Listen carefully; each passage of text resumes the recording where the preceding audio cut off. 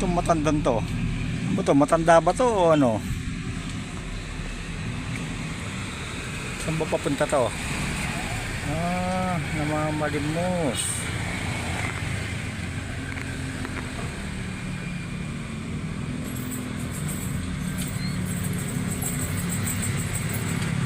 Oh, ba't?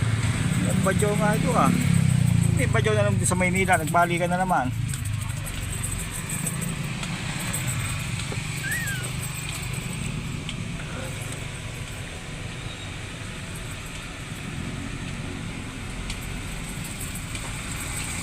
Ayan.